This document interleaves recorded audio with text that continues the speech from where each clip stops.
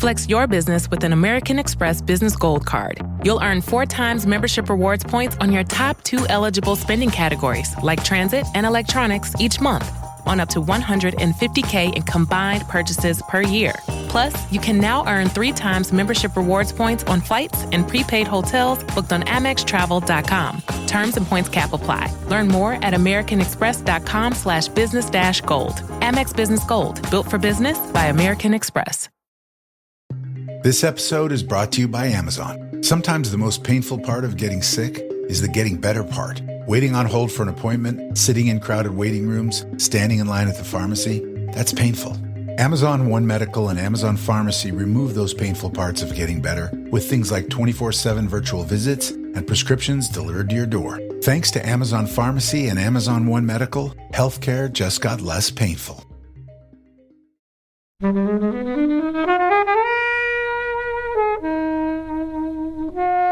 I really like this film.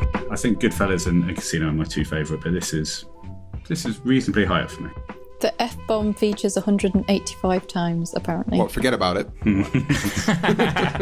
I just would like to go through the nicknames that Lefty has, also known as Benjamin Ruggiero, a.k.a. Lefty, a.k.a. Lefty Guns, a.k.a. Lefty Two Guns, a.k.a. Halfcock, a.k.a. Horsecock. I also have this in my notes. It's a bit like they kind of like got the scraps from like all of the other good gangster films and they've like mush them together.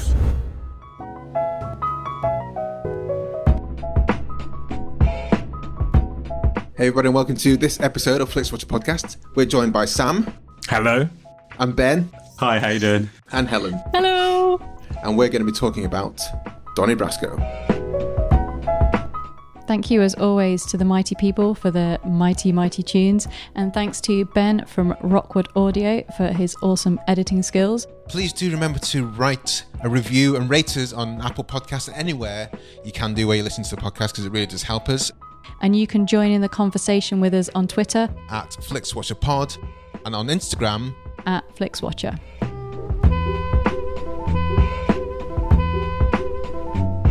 Hello film fans, welcome to Flixwatcher podcast. Joining us remotely today we have Sam and Ben. If you would like to say hello and tell the listeners a little bit more about who you are and what you do, please.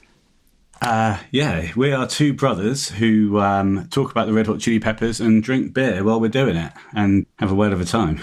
Yes, we certainly do. We've spoken about the Red Hot Chili Peppers now for nearly 2 years, haven't we? And May last year we started. We watched a live show and thought, we can probably talk about the Chili's. Sam, you introduced me to the band. When we were in Spain in about 1997, didn't you? Yeah, we don't know age ourselves, but it was a long time ago. So I was only 2. Oh, really? Yeah, exactly. So 97, what album was out? It was One Hot Minute era. Yeah. Maybe it was 90. Yeah, it was just after One Hot Minute came out in 95. Yes, I mean, it wasn't necessarily One Hot Minute that got us into the Chili's, but that was the sort latest of album. Their wilderness years, wasn't it? When they didn't really do anything. It was a little bit, and but obviously they, having listened to One Hot Minute and thoroughly enjoyed it, things only got better. Well, he also then I remember being at secondary school, and when I was into things like Extreme and Guns N' Roses and things, people were playing Blood Sugar Sex Magic at the time, and it kind of passed me by at the time until Sam got. Well, until luckily, I stepped in. So and we've never looked back. So it does beg the question: which is your favourite Chili Peppers album? Well, it varies. Well, it doesn't. For me, it's a fairly straightforward choice: Blood Sugar Sex Magic. And for me, it changes between Blood Sugar and By the Way, depending on whether I'm feeling funky or close. moody. It is close. Yeah. But Yeah, I mean, I think we're typically talking Blood Sugar, Californication, and By the Way as the pinnacles, aren't they? And I think so. It's Yeah, really astonishing albums. Or Frusciante Led.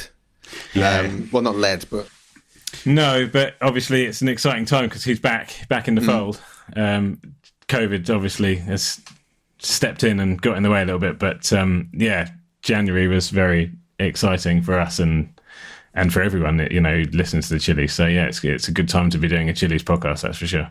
But he was Frusciante was on Stadium Arcadium, wasn't he? Yeah, he was. Yeah. So I mean, I found it very boring, the whole album. I think it was a long one, wasn't it? Yeah. Well, when we went through it song by song, and there was a lot of chaff amongst the wheat, and we actually condensed it down to one album. Yeah, and when you do that, you've got one really great album, a corker. Yeah, what they released was.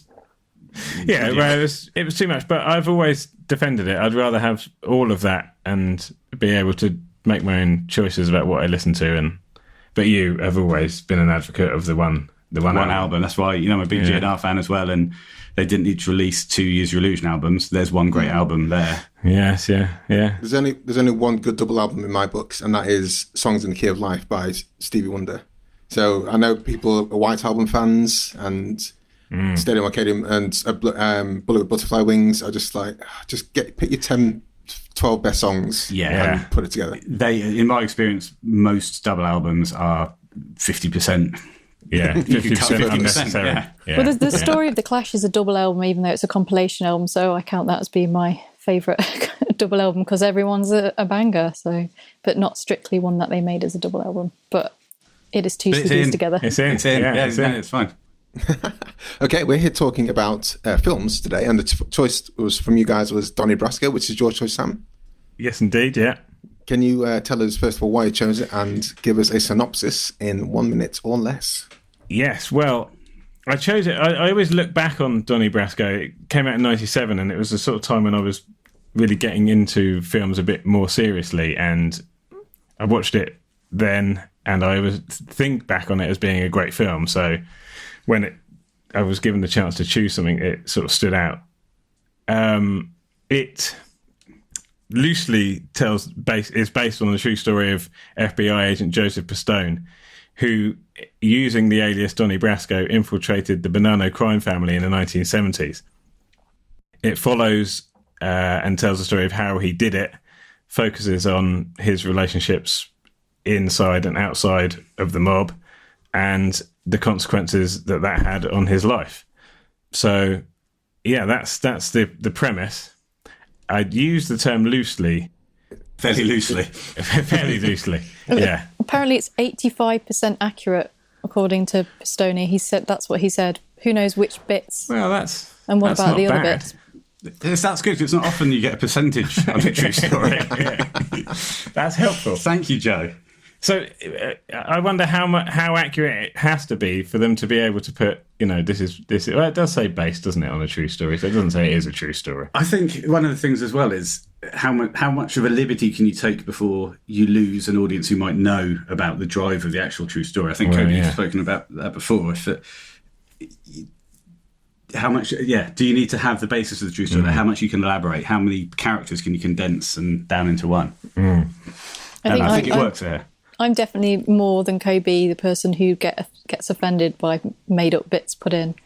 But I didn't go that far into this one in finding out which bits were true and which bits weren't. But I kind of hope that he did have a pet lion. Yeah. Well, here's a question then. Is it is it a pet when it's enforced on you? I don't know. No, it's a white elephant when it's enforced on you. No, the question is, having watched the film and not having looked that much into it, do you think Lefty was killed at the end of the film, or he survived after the film? Well, if the mafia are as gun happy and kill happy as they're made out to be in real life, then he's a dead man, isn't he? But then the thing about like Goodfellas, which is also based on a true story, is like Henry Hill seems to not be in hiding anywhere, and people know who he is. They never came after him. He goes to premieres and stuff like that. So I kind of wonder how much, whether he's true or not. I don't know. Do you have an answer, or do you have a thought? Yeah, I think this film heavily implies that Lefty is killed. Well, I was staggered yesterday when you told me he was still. He wasn't. He died in 1994. Yeah, he died in prison, or died after being in prison or something. Didn't he? He was in prison for 11 years, and in the film, you have that lovely scene where he's putting all his stuff there for his wife, and he's putting it all in that little finger drawer that he's got that he has to open with his finger, and then it cuts to black, and there's a gunshot. Well, I'm now wondering whether he was just putting all that stuff away and he didn't. When he left the flat, he just walked to prison. So, okay. So, when you found out who died after 11 years in prison, does it say what happened? Did he just go to the police and hand himself in, or did he? Oh no, I think he was taken. I think he was indicted. I think they had enough evidence, didn't they? Yeah. Oh yeah, based on the work of Pistone. Yeah. And he certainly railed against Joe Pistone afterwards. Was he indicted before or after he had to go and he was called in though? That's the question. Because you can be indicted, but you can see your other family before the police catch up with you. I'll be honest, I'm not entirely sure what indicted means, so... Neither do I. So anyway, so let's talk about... In terms of mafia films, this is a bit... I'm going to throw it to you guys first before I get my opinion, but Sam, you said you remember it being a good film, so what... That insinuates that something's changed. Well, yes, I think having watched it in leading up to this, I did thoroughly enjoy it. I was a little bit surprised about how easy it was for Donnie Brasco to infiltrate the mafia. He essentially just sat at the bar and glanced over at Al Pacino a couple of times, and then he was in. But that was a little bit, I think they could have done more with that. I think it does a really good job of telling the story of what happened after that and how, he was affected and his life sort of unraveled, his personal life. But I was surprised that he got in quite as easy. I think that little in's quite nicely done, actually, because it establishes that Lefty has gambling debts. He needs something to lay off, and so they have a jeweler there who's exactly what he needs at that time. Yeah, he's done a gemology course for the FBI. But that no, I mean, imagine if he'd got that wrong though, then he would, Well, is it a Fugazi or is it not a Fugazi? I don't think it was. I like to think it's a real one, but he obviously knew he had a way in just by extending the conversation. Because if it was a real one, he would have just gone and fenced it and got the money back, and here you go, mate. Yeah, but, exactly. I think it's a super scene when he's. And then obviously he just beat up the club owner to distract everybody, and that was job done. Yeah, job done. You're in the mafia. In the first conversation, as the story is told in the film, he managed to get a Porsche out of it within a couple of hours and give it to Lefty. Done. Yeah. So I mean, that might be a way in. It might be an official rule. If you get me a Porsche, then you're one step to getting made. It's like mafia policy and procedures. Yeah, exactly. Well, he does kind of lay it out, doesn't he, for him? He says, if they say this, it means X, and if they say this, it means Y, and then as the film progresses, those things are done, and you think, oh, okay, yeah, it's on the mafia intranet. I think that was my biggest. This is the first time I've seen it, and that was my biggest thing. I was kind of like face palming about sometimes, because it seemed like he came from the point of view where no one has ever seen a mafia film before, and Al Pacino has never been in a mafia film. But if Al Pacino's in a film, 99% of the time it's a mafia film, in the 90s, and you're just kind of thinking, who are you telling this to? Because it makes no sense. They know, Joe Pistone, Donnie Brasco knows this. The audience knows this. Yeah, you don't need to go labour all these points. I thought it was a bit. Yes, pathetic at the start with that kind of stuff, but I don't know. So it's kind of interesting. You've not seen it before. So was there a reason why you hadn't seen it, seeing as it's been around for 1997? Just it never been available to me to watch. I hadn't really sought it out. The fact that it came out in 97 surprised me, because it was well within the realms of me going to the video store and renting it out and watching it. So it probably just fell out of my radar as something that wasn't that interesting. Yeah, because this is the second time. So I have seen it before. I couldn't really remember much about it other than that I'd seen it. And I think what surprised me the most about it is quite how pedestrian it is. We've mentioned Goodfellas. It's no Goodfellas. And no, that's fair. I think this was probably like peak Depp. Whereas like anything now that Johnny Depp releases just makes me feel a little bit sick. So when I was watching it, I was a bit like, oh, yeah. I know. When you say peak Depp, does that mean as in he's really good in this, or this is at the height of his powers? I think it was his height. I think after this, this was obviously before the pirate stuff, and then anything after that is just dog shite, really. And Pirates 1 was very good, I thought. Yeah, I'm a big fan of Pirates 1, so... Okay, the ones after that. And I wonder if it's slightly something that's down to the fact that, it's Mike Newell directing it, who is not really that kind of flashy. Yeah. So what else is Mike Newell? What else? Other films has he directed too? 4 Weddings and a Funeral, context. Pushing Tin, are the two that I've seen. And then he's also directed a Harry Potter one, The Goblet of Fire, which I haven't seen. Okay. So I don't know if that's a particularly good one in the Potter canon? I've never seen a Harry Potter film nor read a Harry Potter book. What about you, Sam? No, the same. But I do agree that it seems like a fairly left field film for someone like Mike Newell to do, based on the other films that he's done.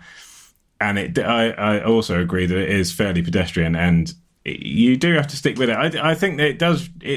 I did find it enjoyable and fairly rewarding by the end, but yeah, there were times when I was having to stop myself picking my phone up and looking at Twitter, that kind of thing. I was going to lean into the engagement score there. Yeah, certainly is. I think he's done other character studies though.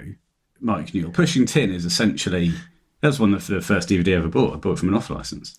Unwin's gone now. Is that John Cusack film? Yeah, and Billy Bob. Yeah, before he went a bit mad. Yeah, is this a thing? Mike Newell turns people mad. Hugh Jackman? Hugh Jackson. In Four Weddings. What's the name? Hugh Grant. Hugh Grant. Yeah. It would have been a much better film. Yeah, much better Mike film. Newell Would have turns been Hugh people Jackman. mad.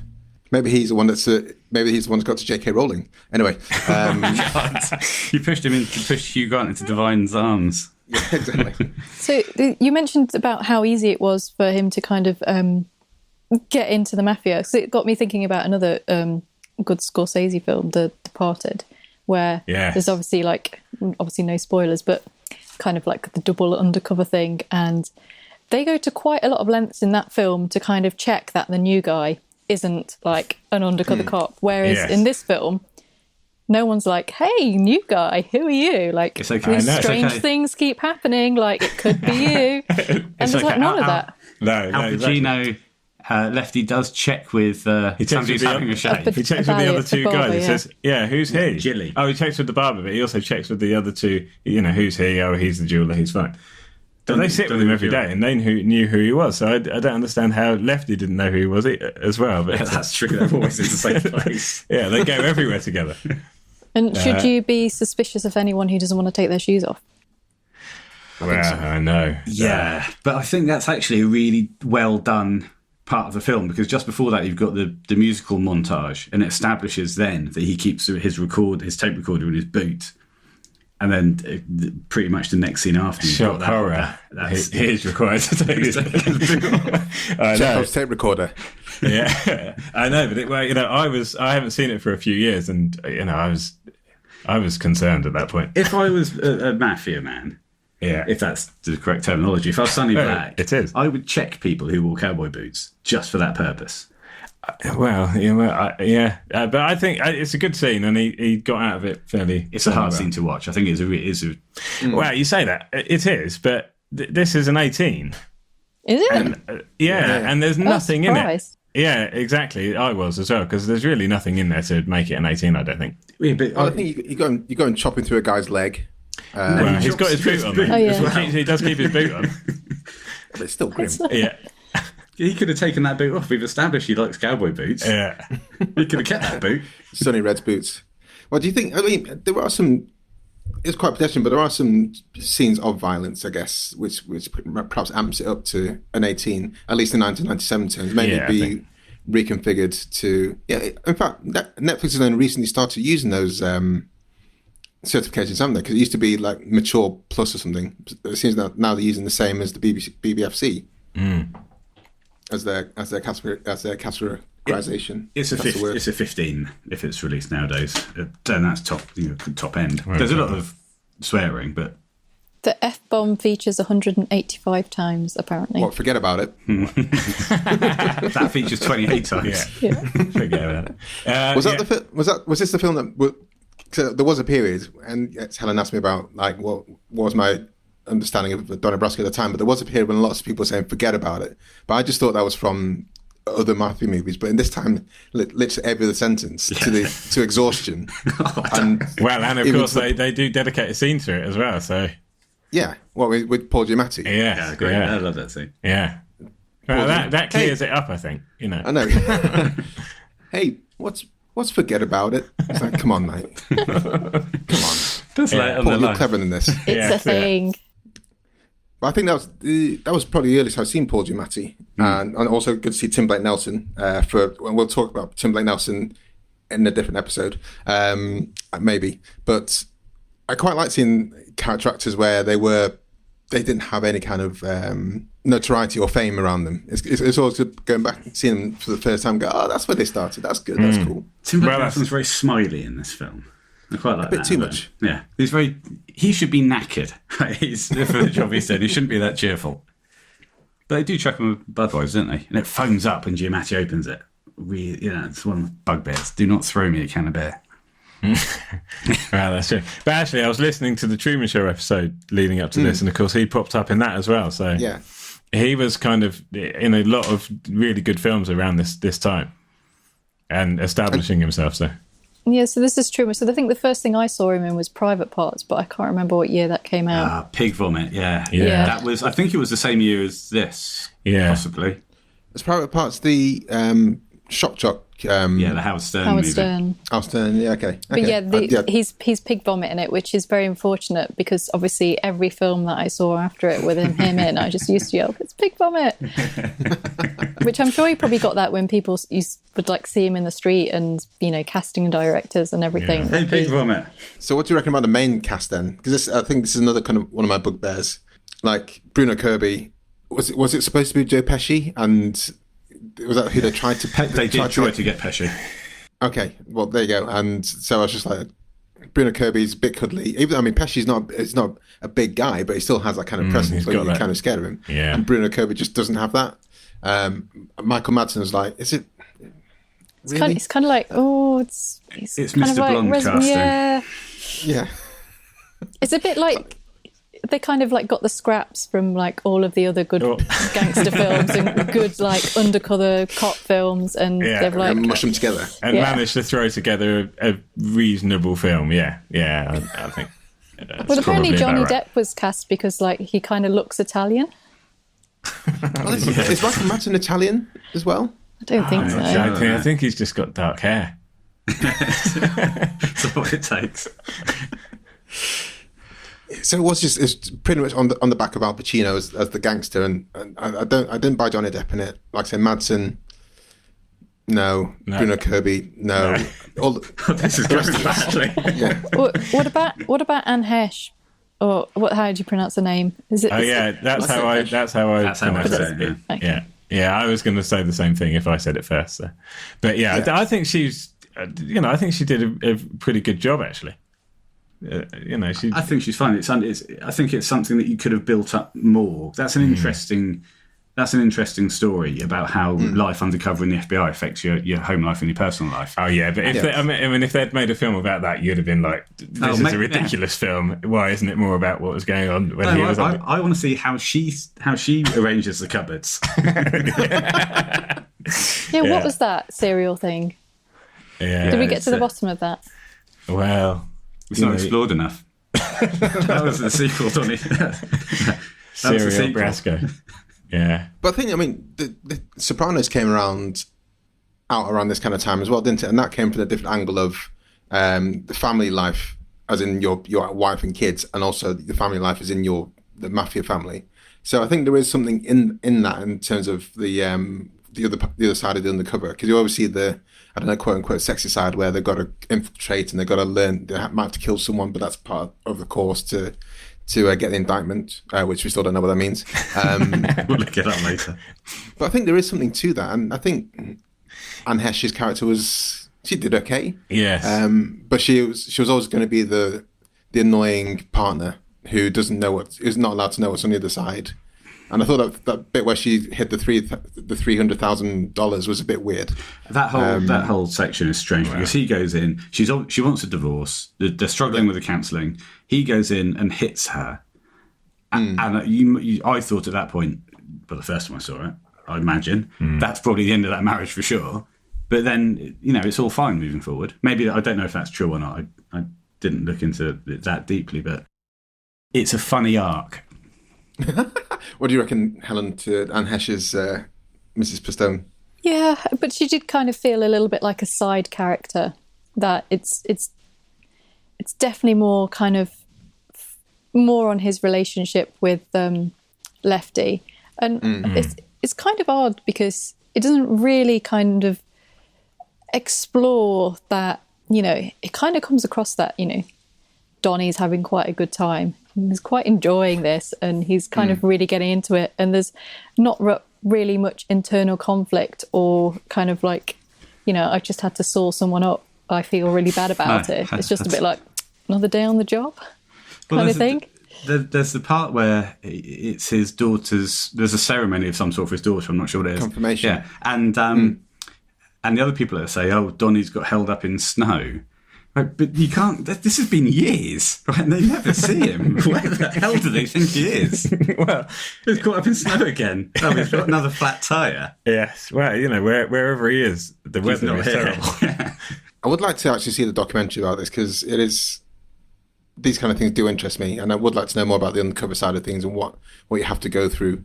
But I would have thought you could say, like, I work for the FBI, so I've got to do a few things I can't tell you about, and this will mean I'm away for like 6 months. I'm sorry, I'm not around. If I can't make it for Christmas, it's not because I don't want to be there. It's because suddenly I literally cannot. So I don't know. So she just naturally becomes like a shrill character. And that's unfortunate, I think. I think there's ways to show conflict in a relationship rather than saying, "Why you were late for Christmas," and that kind of nonsense. Yes, yeah. I think it does. She does say in the film that it was meant to be X number of months, like a couple of months, and it was meant to be 6 months. It's turned into 2 years or something. Yeah. But yeah, you're right. She, like I said, it's a funny arc. It's a funny arc. She doesn't like him. She wants to divorce him. He hits her. And then they get $500 check and everything's peachy keen again. Well, that's interesting, because you said, Sam, that it was quite easy to infiltrate the FBI, to infiltrate the mafia, but if he's been sat at that bench for like 18 months, that might be part of it. Well, yeah, exactly. But, you know, I would have liked to have seen... The thing is, it's over 2 hours already, this film, so there really is no time to explain how it all happened, because otherwise it's going to be even more pedestrian. So I guess they just had to get him in there and then, you know, get going. So, yeah. But, yeah, it must have taken a long time. I guess that's what they want us to pick up on as the film wears on, I guess. Yeah, I guess so. Guys, do you have anything else to say before we head to the scores? I just would like to go through the nicknames that Lefty has, also known as, when the guy is doing the typewriter report. Benjamin Ruggiero, a.k.a. Lefty. Now, this is all quite pedestrian until we get to the last one. A.k.a. Lefty Guns, a.k.a. Lefty Two Guns, a.k.a. Halfcock, a.k.a. Horsecock. I also have this in my notes. Where did that come from? What? They're all about guns. Even Halfcock makes sense for a gun. Yeah. Why is he called? I can imagine why it might be called a horsecock, but that is. Well, we don't. Yeah, we just. I must have been looking at my phone at that point. It's a funny one for kind of to be around like the mafia boys, or like yeah, the exactly. FBI to be on with that one. But yeah, I wrote that one down. I was like, caught you right. Yeah, I'm not going to call him Lefty anymore. I'm just going to call him Horsecock.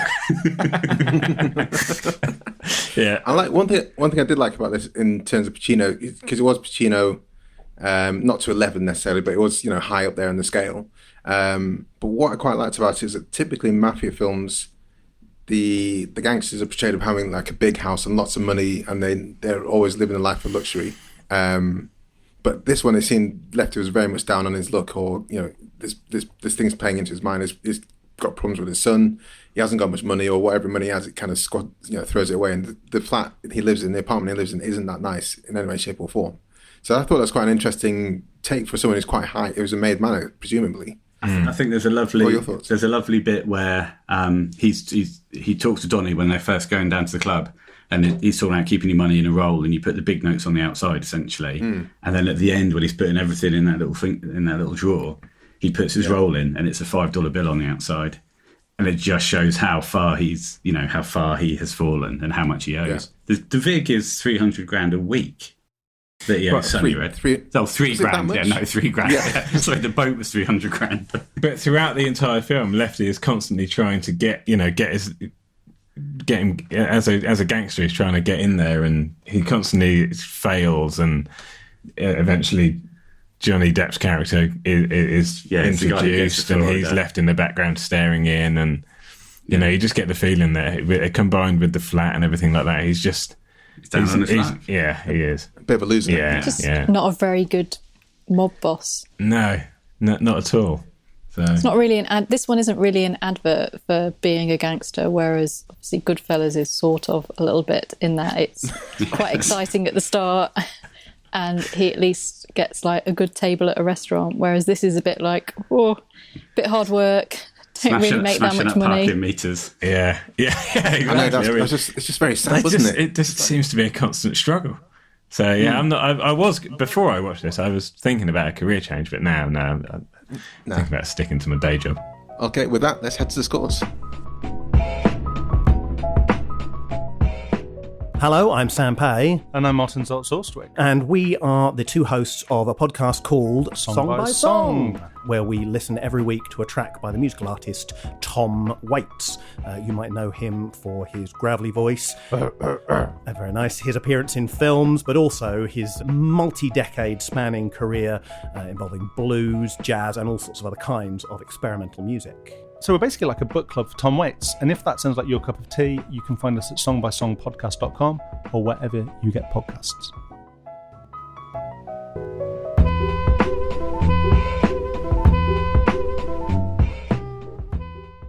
So don't miss out on the last few weeks of football action with Prize Picks, the best place to win cash while watching the playoffs. The app is simple. Pick more or less on at least 2 players for a shot to win up to 1,000 times your cash. Download the Prize Picks Daily Fantasy Sports app today and use code FIELD and get $50 instantly when you play $5. That's code FIELD on Prize Picks to get $50 instantly when you play $5. You don't even need to win to receive the $50 bonus. It's guaranteed. Prize Picks. Run your game. Must be present in certain states. Visit prizepicks.com for restrictions and details. welcome to the spreadsheet of dreams. All of our scores are out of 5. You may have decimal places if you wish, and we will start with you, please, Sam, with your recommendability.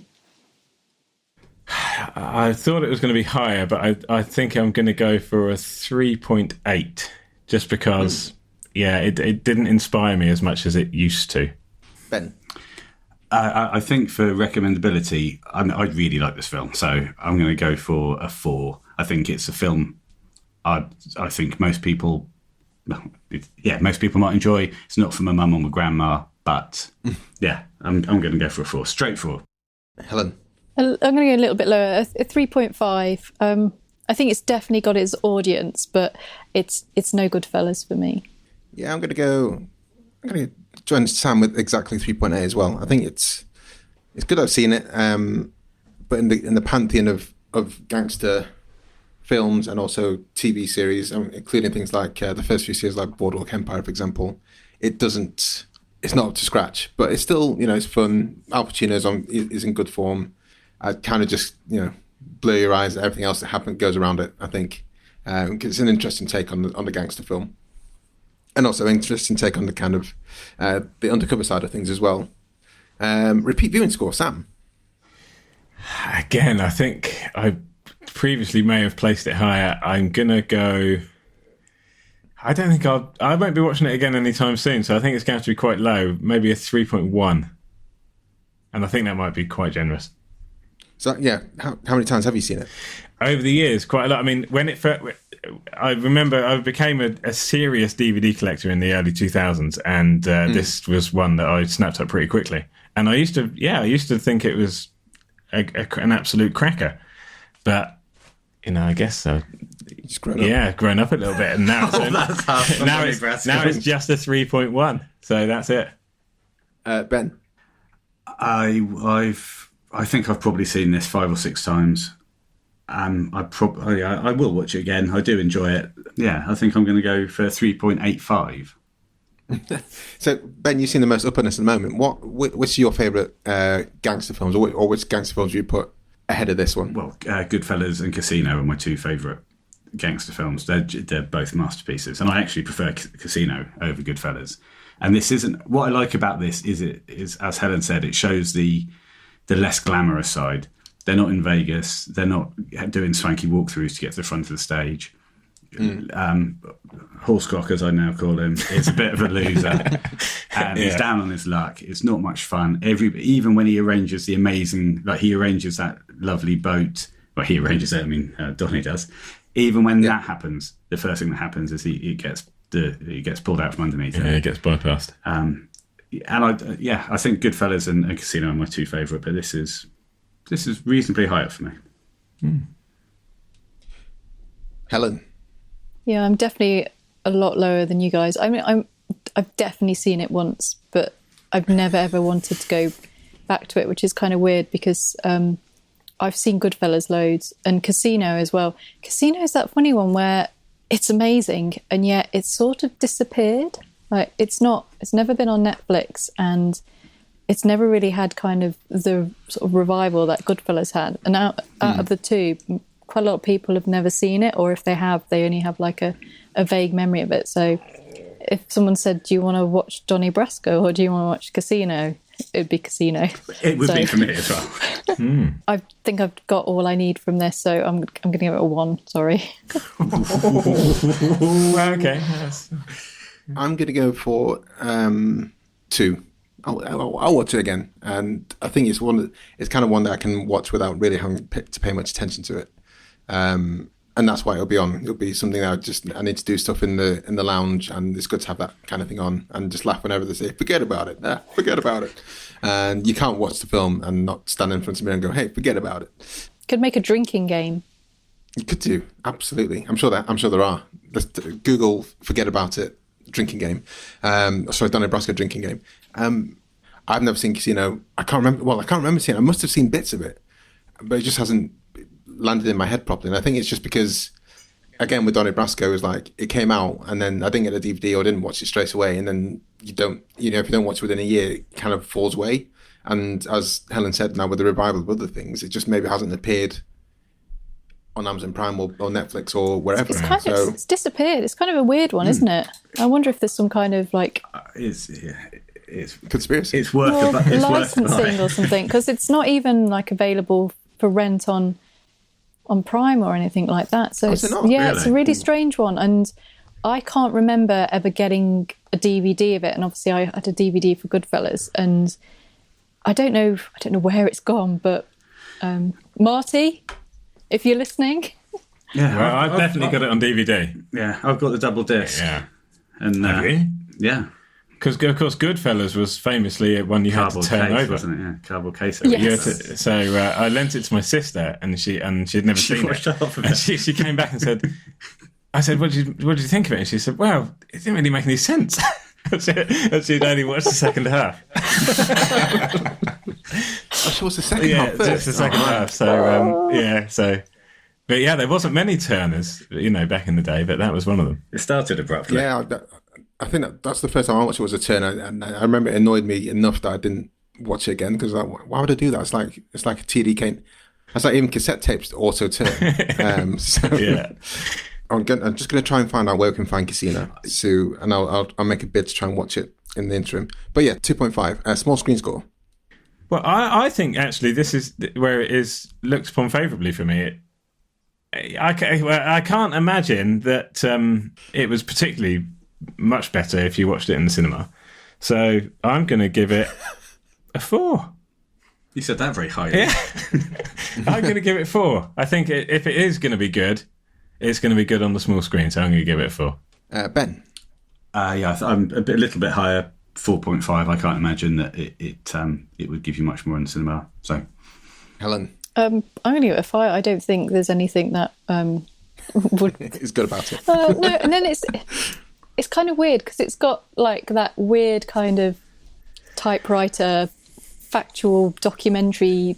isn't it? And then it's got completely none of that, as in we're kind of seeing it in this cinematic world. So it's very kind of like strange, but also slightly made for TV kind of feel. So it does have that feel. So what was your score? 5? Yeah, I'm going to go for 5 as well.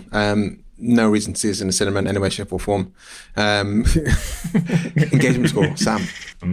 Yes, I did pick my phone up a couple of times. That can't be good. I'm going to say 3.3. Sounds like you want to make it higher, but it's just not. I just couldn't bring myself to make it any higher than that, I'm afraid. Ben? Actually, the thing that takes me out of the film more than anything else, and I think I enjoyed Depp's performance. I really enjoyed Pacino's performance. I didn't look at my phone once during it. The thing that takes me out is the score, which is mixed so highly and signposts exactly how you're meant to feel for every scene that every time the score came in, it made me realise I was watching here I am watching a film, and it took me out the film. And from the first time I saw it, and I've moaned to Vanessa about it, my wife, when we watch it, the score takes me out of it. So it's a 4. I wish the score was mixed lower, and I wish the score was better. I'd rather watch the score, actually. Oh, the score's a good film. Yeah. That is a good film. Helen? My engagement was very low on this one. I don't know what it was, but I just kind of knew, because I'd seen it before. I was like, I kind of know the ending, and I know he's undercover. And it's quite a long film, and there aren't that many kind of like really big milestones in it, apart from maybe kind of the boat and the whole Florida thing and like the sawing up the bodies. And there's not...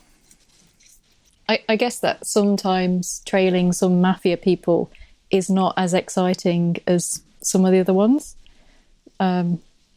So I'll give it a 3, even though I was on my phone for most of it. But reading about it. This is one, I'm going to give it 2.5, and this is one where, well, with most based on true story films, when I'm aching to like find out the details afterwards. And whilst watching, I was like, is this true? Is this not? And I never managed to pick up my phone. But then as soon as the film finished, I completely forgot to check. So I will be. Who cares? That's that kind of is damning of it. But one thing I realised was there's a couple of times where I had to rewind it because I missed something. I didn't think it was shot that well or that subtle. And one of them being when Bruno Kirby's character got killed, because it happened so slightly, but within like 5 seconds he was walking away and he got shot, and then you don't see him again. But then the conversation with Al Pacino and Johnny Depp was like, "Oh, you've killed this guy," and I missed it. So I don't think it set things up. I don't think it set scenes up that well. No, and of course we were chatting before we came on about just leading up to that, when for no apparent reason Johnny Depp's character is led out of the car at gunpoint by that man. Yeah. And then so he leaves that man. No one knows his name. So that guy gets back in the car, puts a gun in the back of his neck, and of course they've set this up by telling him to stay in the car in the first place. And then he leads him out at gunpoint, leads him down to the scene of the crime, and then says, "Oh yeah, by the way, we just need you to help us cut through this guy's boot and cut his leg off." Yeah, they're setting it up so on the first view there's some suspense to it. Yeah, but the second time you watch it, that is ridiculous. Yeah, it doesn't make any sense whatsoever. And I think we must also mention the comedy sound effect when Sonny Black punches Nicky in the face. Oh yeah, in the bar. Did you notice that sound effect? There's that classic kind of stock sound where you hit someone and he just kind of punches. This is a small punch and it goes whoosh. So yeah, that's and actually those things and some of the direction as well, I thought was particularly dated. Just like some of the like outside of the car shots where they were had a camera on the left hand side. Yeah, and I just just felt particularly dated and that never served any purpose because it was always just in a straight line as well. Yeah, they were just driving straight across the bridge. So trying to emulate Scorsese's. Yeah, I think that's exactly what it was. Long shots. Yeah, that's it. Yeah. Failed. Okay, so that gives us an overall score of 3.55313. That's actually pretty good, I think. Reasonable. Yeah. So going to Twitter, guys, as we do every time we record, we put a shout out on Twitter. So do follow us. We are at Flixwatcher Pod and say things very similar to this. We're reviewing Donnie Brasco with Ben Townsend 77 and Sam from University RACP. Sam, I don't know if you're on Twitter. Have you seen it? Tells your thoughts and a score out of 5 stars for an on-air shout out. We have 2 responses. Sam, do you want to lead us with the first one? Not up with the great mob films, but an okay movie that should really have leaned more into the Forgotten Family at Home plot more. Fantastic. That's what we said, isn't it? That's exactly what it said. I could have read it better, but it did say that. I mean, that was terrible. That was genuine. I said that's what we were saying. That's what we saying. Yes, it is. Oh yeah. I mean, just to confirm, you can read, can't you? I can read, yes. Yeah, I can. He gives it 3 out of 5, which is roughly what we said, and then says, forget about it. Yeah. Ben. Okay, we got one from Big Dave, yes. Brasco is a cracker of a movie. Classic Pacino performance. 4.5 out of 5. Looking forward to listening to your thoughts on this film. Yeah.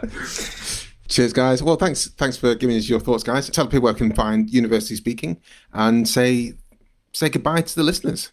Okay, so we are Ben and Sam Townsend from the University Speaking podcast. Our show is hosted at bentownsendmusic.net. Email at bentownsendmusic@hotmail.com. Sam, you are? I'm at Stack Townsend on Twitter. And on you're something, aren't you? University RHCP Odd Sam, is that Reddit? That's me, yeah. Lovely. And I am at University RHCP on Twitter. So, send them over. If you like the Red Hot Chili Peppers, we are your guys. Well, thank you very much for joining us. Thanks so much for coming on. Thanks for having us. Thank you. Bye. Enjoyed this episode of Flixwatcher podcast? Why not leave us a 5-star review on iTunes?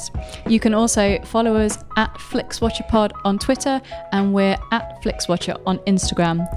Thanks as always to the mighty people for their mighty, mighty tunes, and Ben from Rockwood Audio for his awesome editing skills. If you're looking to get your podcast edited as sweet as this, get in touch with Ben, and that's Rockwood, ROKK Wood Audio. Tell them Flixwatcher sent you.